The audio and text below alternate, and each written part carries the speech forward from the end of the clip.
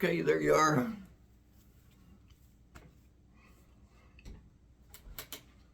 All right. Well, good morning. What the heck is going on with these UFOs? You know, earlier in these videos, I've tried to break the ice, so to speak, with some important parts that you have to understand before you can comprehend where I'm going with this thing. Because we gotta understand that our senses aren't very good. They're really great for survival, but they're not good at all when it goes beyond that and trying to discover what actual reality is.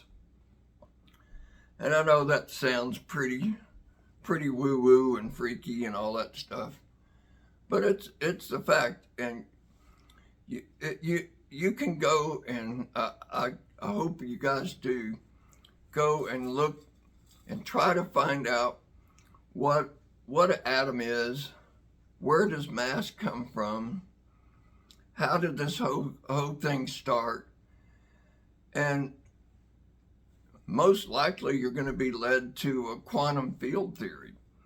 And quantum field theory is basically saying stuff comes out of nothing. There is a field that's not, it goes beyond our physical world. It's woo-woo stuff, right? But it's not, it's quantum physics. There's a field of energy, and it's not really energy, it's potential energy. It can be energy. And what changes this energy from energy to the objects that we see is observation. When an observer takes a measurement, physical things come into being.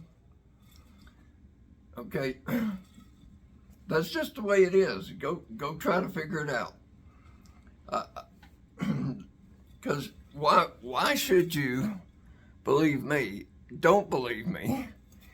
This is just what I've been trying to figure out, and this is where this path has led me. That physical things come into being from taking a measurement by an observer. Now, what's an observer? Is it a conscious thing? Is it a non-conscious thing? It's in a hot debate, but the case still is that something has to take a measurement, and it comes into being. So you've got that whole thing there. Now then, another thing that I haven't spoke about, but it's really important to try to figure out reality. And I'm talking about reality because these UFOs are going to open a doorway, excuse me, these UFOs are going to open a doorway in our mind to experience a different reality, as freaky as that is. So the thing that I haven't spoke about yet is that where is our consciousness? What is our consciousness? But mostly, where is it? And there's not one single piece of evidence that it's in our brain. Of course, everybody takes for granted that it's in our brain, just like everybody took for granted that the world was flat and the world was standing still and we're the center of the universe and all these things that, you know, we've just taken for granted that just aren't true. So the thing about reality and our consciousness is there is a lot more evidence that consciousness is outside of our physical body. Strange as that sounds, that's just where the evidence leads. Go look for it yourself. What evidence? Well, I didn't prepare anything for this, but just off the top of my head, think about NDE, near-death experiences. We could talk about deathbed lucidity, where people are, their brains have quit functioning for a long time. Their mind has anyway, with Alzheimer's or some other dementia, and they're on their deathbed and they're about to die. And a few days or hours before they actually pass away, they become lucid. They remember everything. They remember their children, they remember their life, they remember everything. And they haven't had this ability for 10 years or more. But right then they have it. And sometimes it lasts for a few minutes or a few hours or maybe all day. But then inevitably death comes. What is that? How does that work? What is placebo? How does placebo work? And you know, placebo is getting more and more apparent all the time. In other words, the effect is growing.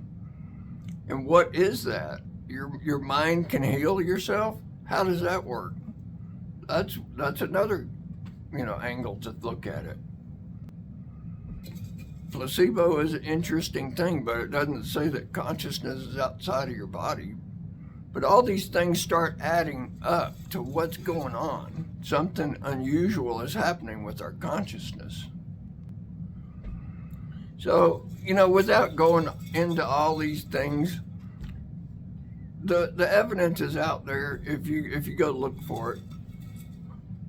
But first of all, you have to open your mind up to the possibility that consciousness isn't in your brain, that consciousness is outside of your brain.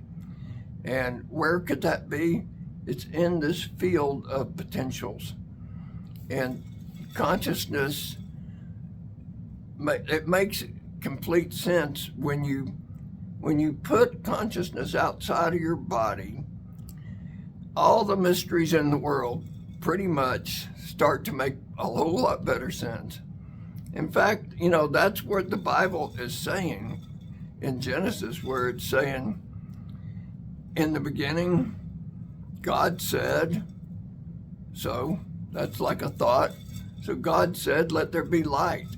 And there was light. And not going to quote scripture that I won't even pretend to know.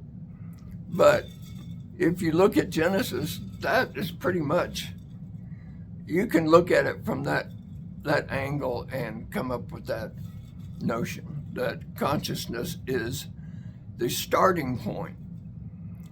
It is the beginning of everything. And consciousness is outside of space and time. Why do I say that? Because let's just take our best theory that the Big Bang happened. Now, a lot of people don't realize that what that's saying is space and time began right there. So what is outside of space and time? And then you've got the parameters of space and time, where there is an edge to how far space and time goes, because space-time is expanding. It's expanding into something. That something is the quantum field. And then you look the other way, and you look at the small things, and you need more and more energy to look at small things. The smaller the thing gets, the more energy you need to observe it. And it gets to a point where you need so much energy to observe these small things that you create a black hole and you lose the space-time that you were trying to look at. Everything collapses. So there's a parameter, big and small, in space and time. Space-time is a thing that we're in it, it's expanding, and consciousness, according to the way I see things, is outside of it. So why am I even going in this direction? Because UFOs have a strangeness about them.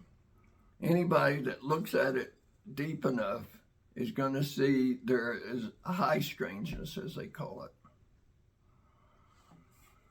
Now, this high strangeness encompasses a lot of stuff. When you look at stuff, I don't know if you guys are aware, but there are people that do this thing called CE5, where they all go out to the desert or something like that, and they all meditate, and they call these UFOs in, and I don't know, you can look at the videos online, just look at CE5 and stuff. You'll see that things happen if you believe, that the videos haven't been faked or whatever. But it seems like that it works in some degree. So that CE5 thing, when you stand back and look at it, that is really what a seance is. It looks exactly the same. So I'm saying here that the UFO CE5 thing looks just like a seance ghost thing. So you've got this thing that's intertwined with consciousness. Scientists that have looked at this thing, the few that are starting to come out now, they're all seeing that the consciousness is intertwined with the UFO phenomena. And a lot of them say things like, this is the only thing that we've ever tried to study that doesn't want us to study it. In other words, it has a consciousness that is interacting with the scientist's consciousness and not letting them do what they want to do, and plays all these tricks on them, just like, these stories of the genies or the jinns in the Arabic world, or I don't know the details on that, just that there's a trickster element to it. And they usually call this, the scientists, the high strangeness effect. That high strangeness effect is pervasive in all of the UFO stuff. They say, why can't you get a clear picture of it? Well, there are claims that there are some, but for the most part, these things aren't happening because it doesn't want you to get a clear shot of it. I know all this stuff this just sounds completely outlandish.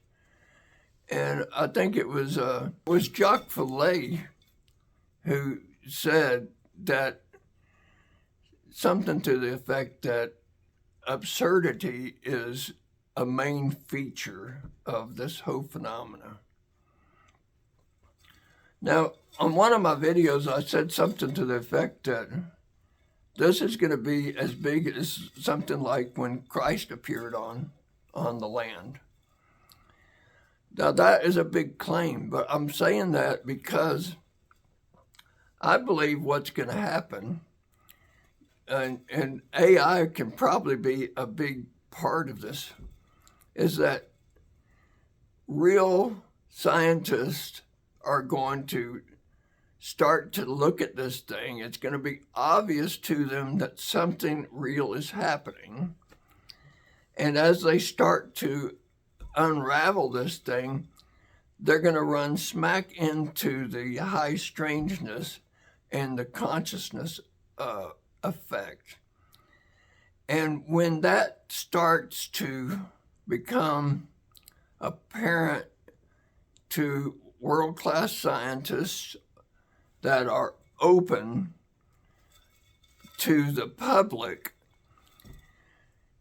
that is going to reframe everything we thought we knew about spirituality. And that's a big claim. And that's something I want to get into on my next video. Hey, listen, I appreciate you guys watching this and I hope that you stayed and listened to what I'm saying here, not because I'm a smart person or I'm a good entertainer or any of those things, just because a lot of people, I don't think many people are looking at this thing in the correct way. They're looking at it like these little guys from another planet are coming here, which it might be, but that's not what I'm thinking is happening. And I think that's one of the big reasons that they started saying UAP instead of UFO, because it's not a flying object. And why are they not saying that these little green men are alien bodies, as Grush is claiming? They're saying they're non-human intelligence because it's something different. It's something different other than an alien body. So keep all that stuff in mind. You're going to have to open your mind to be able to understand this. And you're going to have to be able to let some thoughts in that you probably don't like. So anyway, I appreciate you guys. So come back next week and let's talk about the way that the spirituality is going to be affected by the discoveries that are going to happen because this thing is coming out into the open. Okay. You guys have a great day. Appreciate you watching. Bye.